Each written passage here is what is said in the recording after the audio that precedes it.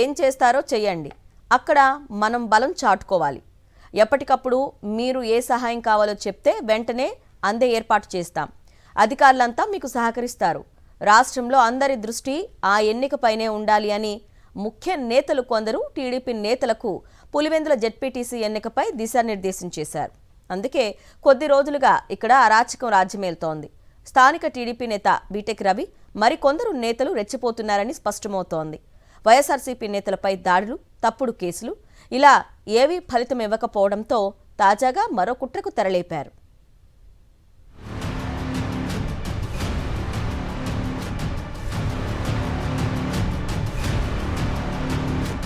Pulivendula ZPTC ఉప ఎన్నిక వేళ కూటమి కుట్రలు కుతంత్రాలు తారాస్థాయికి చేరాయి. తాజాగా ఉప ఎన్నికలో ఓటింగ్ శాతం తగ్గించి అధికార టీడీపీకి మేలు చేకూర్చాలన్న కుట్రలకు పదును పెడుతున్నారు. ఏ గ్రామంలోని ఓటర్లు ఆ గ్రామంలోనే ఓటు హక్కును వినియోగించుకునే అవకాశం లేకుండా అక్కడి ఓట్లు ఇక్కడికి, ఇక్కడ ఓట్లు అక్కడికి మార్చేస్తున్నారు.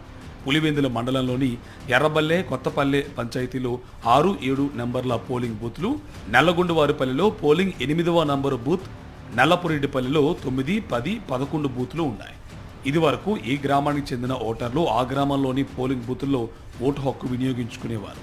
తాజాగా ఎర్రబల్లె, కొత్తపల్లె ఓటర్లు నల్లపురెడ్డిపల్లె బూతుల్లో, నల్లపురెడ్డిపల్లె ఓటర్లు ఎర్రబల్లె, కొత్తపల్లె బూత్ల పరిధిలోకి వచ్చేలా అధికారులు మార్పిడి చేశారు. ఓటర్ల పరిశీలన సందర్భంగా ఈ విషయం బహిర్గతం కావడంతో అందరూ అవాక్కవుతున్నారు. ఎప్పుడూ లేనిది ఇప్పుడే ఎందుకు ఇలా మార్చారని ఆరా తీస్తే టీడీపీ నేతల కుట్రను అధికారులు అమలు చేస్తున్నారని స్పష్టమైంది.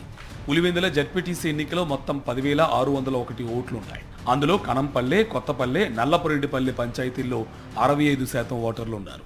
ఆయా పంచాయతీల్లో వైఎస్ఆర్సీపీకి గట్టి పట్టు ఉంది. ఈ పరిస్థితిలో అక్కడి ఓటర్లు ఓట్లు వేస్తే వైఎస్ఆర్సీపీ అభ్యర్థి గెలుపు సునాయాసం. ఈ క్రమంలో ఓటర్ల బూత్లను తారుమారు చేశారు. దీంతో స్వల్ప వివాదాలు తలెత్తిన అంత దూరం వెళ్లి ఓటు వేసేందుకు ఓటర్లు స్వతహాగా నిరాసక్తత చూపుతారు అన్నది అధికార పార్టీ నేతల ఎత్తుగడ. పైగా ఓటింగ్కు వెళ్లే దారిలో ప్రలోభ పెట్టేందుకు, భయభ్రాంతులకు గురి చేసేందుకు అవకాశం ఉంటుందని కూడా ఎత్తువేసినట్లు తెలుస్తోంది. ఈసీ విడుదల చేసిన పోలింగ్ బూత్ లిస్టు దారుణంగా ఉందన్నారు ఎంపీ వైఎస్ అవినాష్ రెడ్డి. గతంలో ఏ గ్రామంలో వారు ఆ గ్రామంలోని బూత్లో ఓట్లు వేసేవారని, ఇప్పుడు 4 కిలోమీటర్ల దూరం వెళ్లి ఓటు వేయాల్సిన పరిస్థితి కూటమి ప్రభుత్వం తెచ్చిందన్నారు. దీనివల్ల పోలింగ్ శాతం భారీగా తగ్గే అవకాశం ఉందని చెప్పారు. మొన్న నల్లగొండవారిపల్లిలో టీడీపీ గుండాలు దాడులు చేశారని, ఈ పరిస్థితుల్లో ఓటర్లు వేరే గ్రామానికి వెళ్లి ఎలా ఓట్లు వేయగలరు అని ప్రశ్నించారు. 6 పోలింగ్ బూతులు, 36% ఓటర్లపై ఈ ప్రభావం ఉంటుందన్నారు వైఎస్ అవినాష్ రెడ్డి. కేవలం పోలింగ్ శాతాన్ని తగ్గించాలని టీడీపీ కుట్రలు పన్నుతోందన్నారు. అందరూ ఓటేసేలా చూడాల్సిన బాధ్యత ఎన్నికల కమిషన్పై ఉందన్నారు MP YS Avinash Reddy. Polling బూతులు అలానే ఉన్నాయి అన్ని ఊర్లలో, కానీ ఓటర్లను షిఫ్ట్ చేసినారు. నల్లగొండవారిపల్లె ఓటర్లందరినీ నల్లపురెడ్డిపల్లెకి షిఫ్ట్ చేసినారు. నల్లపురెడ్డిపల్లె ఓటర్లందరినీ కొందరిని ఎర్రబల్లెకి షిఫ్ట్ చేసినారు, కొందరినేమో నల్లగొండవారిపల్లెకి షిఫ్ట్ చేసినారు. అంటే ఇది అబ్సల్యూట్లీ అర్ధరహితం, మోస్ట్ మీనింగ్లెస్.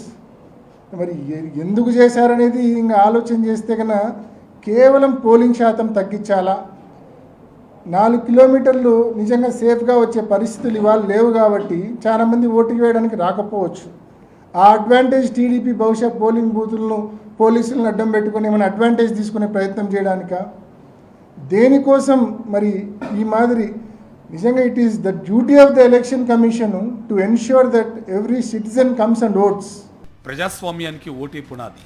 మెరుగైన సమాజం కోసం ఓటు అనే ఆయుధాన్ని ప్రయోగించండి. ప్రతి ఒక్కరూ పోలింగ్లో పాల్గొనండి, ఓటు హక్కును సద్వినియోగం చేసుకోండి అన్న ప్రచారానికి భిన్నంగా అధికారులు వ్యవహరిస్తున్నారు. ఎలాగైనా సరే ఓటర్లను గందరగోళానికి గురిచేసి పోలింగ్ కేంద్రం వద్దకు రాకుండా చేయాలన్న ప్రభుత్వ పెద్దల కుతంత్రానికి అధికారులు వత్తాసు పలకడం ఎంతవరకు సమంజసమని ప్రజలు ప్రశ్నిస్తున్నారు.